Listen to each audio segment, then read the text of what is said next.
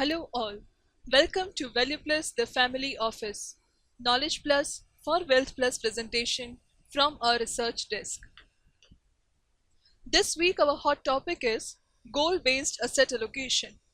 But before that, let us see what happened in the financial markets last week. The core sector grows at 4-month high, that is 3.1% in July. The core sector is having a weightage of 37.9% in the overall IIP. So we can expect a positive IIP growth. Indian service PMI fell further to 47.6 in August.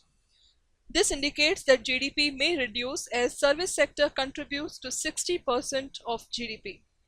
Rating agencies also may downgrade Indian economy and FII's outflows may begin.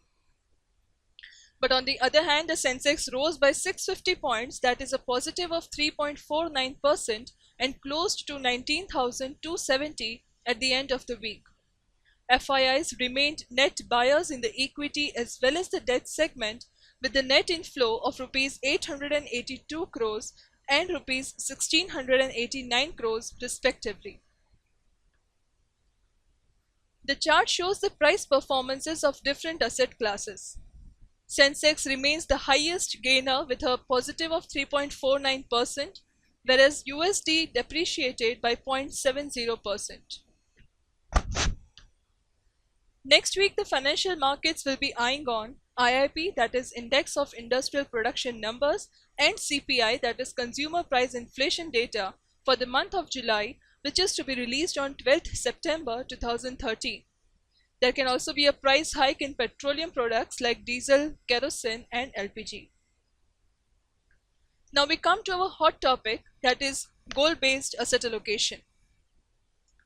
Last week we had discussed that you need to check your portfolios regularly to ensure that they are in good health.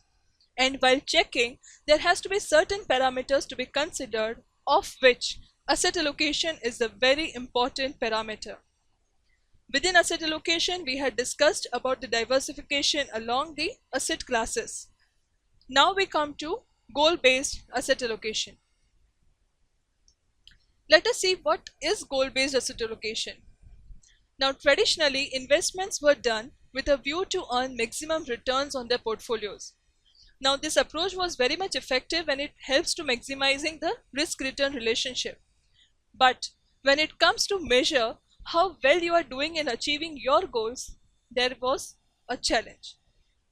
With goal-based investing, the focus of the investment approach is not only to maximize the returns, but also to fund the personal financial goals. Here the current asset allocation is evaluated against your goals. Also, the investment horizon and the willingness to take the risk are accounted in the process. So it is not only about achieving returns, but it is also about maximizing the probability to achieve the objectives while minimizing the downside risk. There are certain parameters which we need to consider when it comes to goal-based asset allocation, like the type of the goal, the time horizon of the goal, the priority of the goal, and your own risk appetite. We will understand all these parameters with a simple case study. Here are certain goals given of Mr. A. Mr. A's short-term goals are international tour, which he wants to do next year. Another short-term goal is funding the university fees of his child in the next 2 years. Now both the goals are in short-term but differs in priority. The international tour is a short-term goal with low priority. That is, if it is achieved, good. But if not achieved, doesn't make a much difference. But when it comes to university fees, it is also a short-term goal but with a high priority. He needs to fund this goal enough for his children. The long-term goal of Mr. A is to buy a villa abroad after 20 years and also he wants to have a comfortable retirement after 20 years, wherein his living expenses must keep in place with inflation. Now again, both these goals are of long term but differs in priority. Buying a villa is a long-term goal with low priority. That means if achieved, very great. But if not, makes a difference, but not that much. But when it comes to retirement, it is a long-term goal with high priority. He needs to ensure that he lives a comfortable life, maintaining the same lifestyle in the retirement life also. Now let us see how we can have a goal-based asset allocation for Mr. A. We start with the short-term goal. Now buying a international tour. International tour is a short-term goal, low priority, so he can go with the moderate risk profile, wherein he can take some amount of risk, because if any downside is there, if any, doesn't make a difference.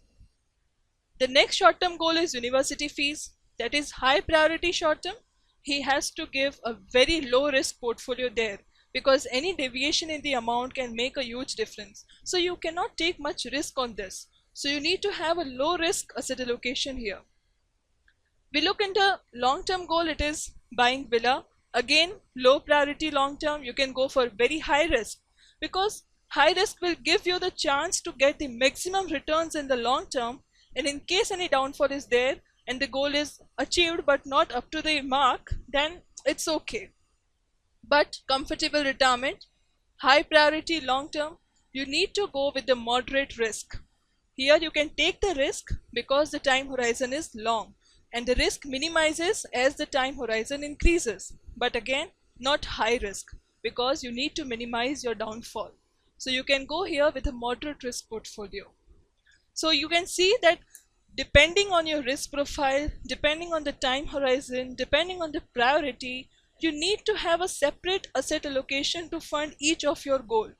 You cannot just have a portfolio and sit quiet. You need to make sure that each of your goals are getting achieved, are getting progressed, so that when it comes to use it, you can actually do that.